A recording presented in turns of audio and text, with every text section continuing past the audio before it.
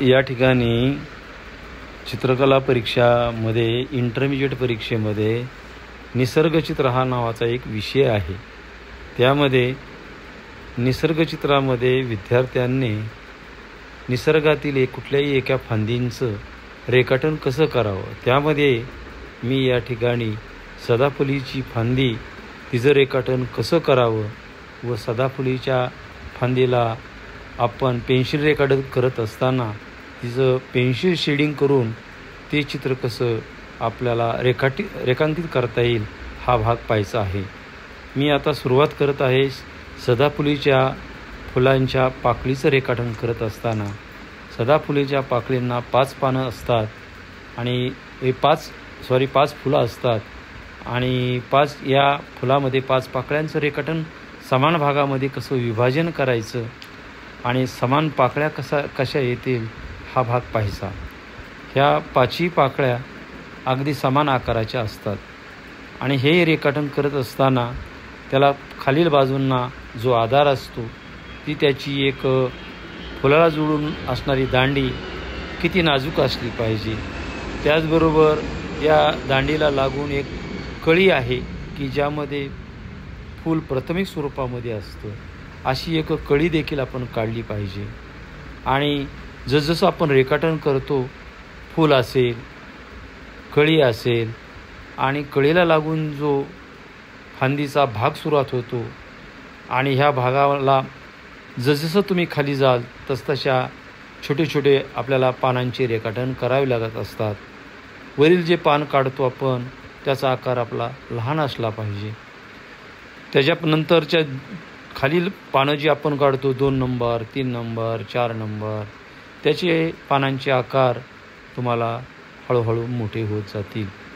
पान काढत असताना पानांच्या शिरा, त्याचबरोबर त्याला असणाऱ्या उपशिरा त्या समोरासमोर समान आल्या पाहिजेत आणि त्यामध्ये आपणाला पेन्सिलने शेडलाईट करता आली पाहिजे।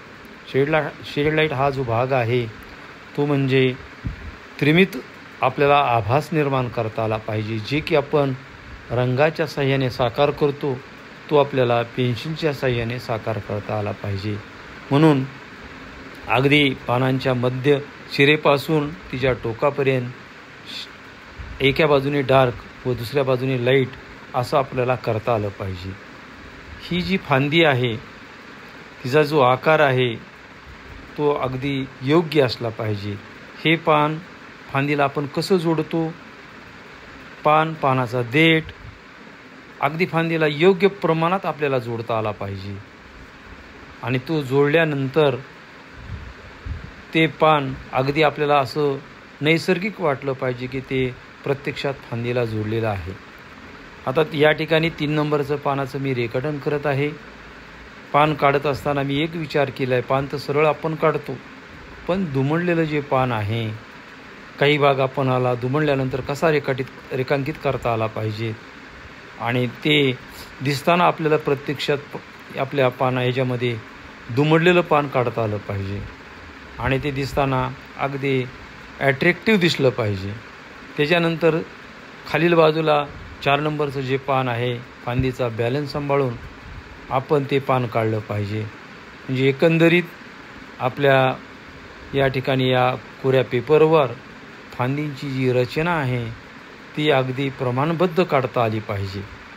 तेच काढत असताना जो फांदीचा जो देठ आहे फुलापासून ते बुंद्यापर्यंतचा त्यालासुद्धा प्रमाण असलं पाहिजे आणि ते प्रमाणात त्यामध्ये सुद्धा आपल्याला शेड लाईट करता आली पाहिजे।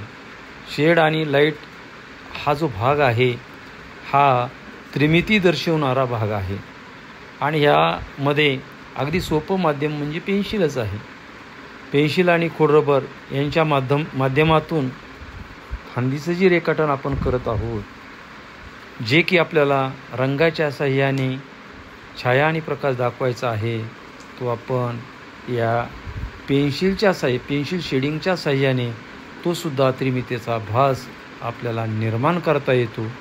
ज्यामुळे आपण परीक्षेला बसलेला आहात, इंटरमिजिएट परीक्षेला जर पास व्हायचं असेल, चांगले ग्रेड मिळवायचे असतील तर त्या विद्यार्थ्यांना रंगात असू दे की पेन्सिल शेडिंगमध्ये असू दे, त्रिमितीचा भास निर्माण केल्यानंतर परीक्षकाला असं जाणीव होते की या विद्यार्थ्यांना शेड आणि लाईटचं पूर्णपणे ज्ञान आहे आणि असा प्रकार केल्यानंतर निश्चितपणे तुम्हाला C ग्रेड न पडता तुम्ही B ग्रेड, A ग्रेड अशा पद्धतीने तुमचा उच्चांक होऊ शकतो. म्हणून या इंटरमिजिएट अभ्यासामध्ये जो शेड लाईटचा जो प्रकार आहे तो विद्यार्थ्याने अंगीकृत करणे अतिशय महत्त्वाचे असते. प्रथमतः शाळेमध्ये तुम्हाला शिकवलं जात नाही, फक्त चित्र काढा म्हटलं जातं, पाहून काढा म्हटलं जातं. परंतु पाहून आणि कुठल्याही प्रकारचं आपल्याला ज्ञान नसल्यानंतर अशा पद्धतीने परीक्षेचे चित्र आपणाला काढता येत नाही. त्याला अभ्यासाची व योग्य मार्गदर्शनाची आपणाला गरज असते. मी आपल्या या माझ्या चॅनलच्या माध्यमातून शेड लाईट कशी काढावी, रेखाटन कसं करावं, रेखाटन करत असताना ते आकर्षक कसं असलं पाहिजे, अगदी प्रमाणबद्धता हा जो महत्त्वाचा मुद्दा आहे त्यामध्ये ज्या स्किल आहेत ह्या विद्यार्थ्याने प्रथमतः मला चित्र चांगलं येतं असं म्हणून चालत नाही. आपल्याला ग्रेड मिळवण्यासाठी आपण काय केलं पाहिजे, कशा पद्धतीचं रेखाटन केलं पाहिजे हे विद्यार्थ्यांना या व्हिडिओच्या माध्यमातून तुम्ही ऐकाल, प्रत्यक्ष कृती कराल तर निश्चितपणे मी तुम्हाला हमी देऊ शकतो की तुम्ही चांगल्या पद्धतीचं रेखाटन करू शकता. आता हा जो निसर्गचित्र हा विषय आहे तो प्रत्यक्षात आज आपल्याला पेपरमध्ये नाही, परंतु हे जे आपलं वस्तुचित्र हा स्टील लाईफ जो विषय आहे आणि या स्टील लाईफ विषयामध्ये आपणाला जसे की सफरचंद असेल, केळी असेल, त्याचबरोबर काशीफळ पोपळ्याची फोड असेल हे आपल्याला काढता येईल. थँक्यू.